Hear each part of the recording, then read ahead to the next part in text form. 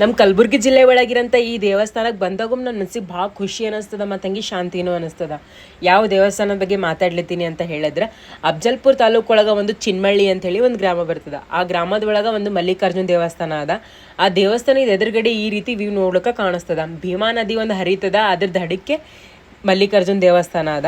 ಈ ದೇವಸ್ಥಾನಕ್ಕೆ 2ನೇ ಶ್ರೀಶೈಲ ಅಂತಾನೂ ಕರೀತಾರ. ದೇವಸ್ಥಾನದ ಬಗ್ಗೆ ಹೇಳಬೇಕು ಅಂತ ಹೇಳಿದ್ರೆ, ಭೀಮಾ ನದಿ ದಂಡೆಗದ, ನೋಡ್ಲಿಕ್ಕಂತೂ ಇಷ್ಟು ಮಸ್ತ್ ಅದ, ಅಷ್ಟು ಶಾಂತಿಯುತವಾದಂಥ ವಾತಾವರಣದೊಳಗೆ ಈ ದೇವಸ್ಥಾನ ಅದ. ಈ ದೇವಸ್ಥಾನದ ವಿಶೇಷತೆ ಏನಪ್ಪ ಅಂತ ಹೇಳಿದ್ರೆ, 3 ವರ್ಷಗಮ್ಮ ದೇವ್ರದ್ದು ಪಾದುಕೆಗಳು ಚೇಂಜ್ ಮಾಡ್ತಾರ. ಮತ್ತು ಇಲ್ಲಿ ವರ್ಷನಾಗ 2 ಟೈಮ ಜಾತ್ರಾ ಕೂಡ ಆಗ್ತದ. ದೇವಸ್ಥಾನ ಸುತ್ತಮುತ್ತ ಎಲ್ಲನೂ ಕೂಡ ಬಹಳಷ್ಟು ಶಿಲ್ಪಕಲೆಗಳು ನೋಡ್ಲಿಕ್ಕೆ ಕಾಣಿಸ್ತವ. ಅಲ್ಲಿ ಇಲ್ಲಿ ಮುಕ್ಕಾದಂಥ ಮೂರ್ತಿಗಳು ನೋಡ್ಲಿಕ್ಕೆ ಕಾಣಿಸ್ತವ. ಅಂದ್ರೆ ಇಲ್ಲಿ 1-2 ಆನೆಗಳವ, ಅದ್ರ ಸೊಂಡಿಲೆಲ್ಲನೂ ಒಡೆದಾರ. ಆ ರೀತಿ ಎಲ್ಲ ಕೆಲವೊಂದು ನೋಡ್ಲಿಕ್ಕೆ ಕಾಣಿಸ್ತವ. ಎಲ್ಲ ದೇವಸ್ಥಾನದೊಳಗೆ, ಪುರಾತನವಾದಂಥ ದೇವಸ್ಥಾನದೊಳಗೆ ಒಂದೊಂದು ನಿಮ್ಗೆ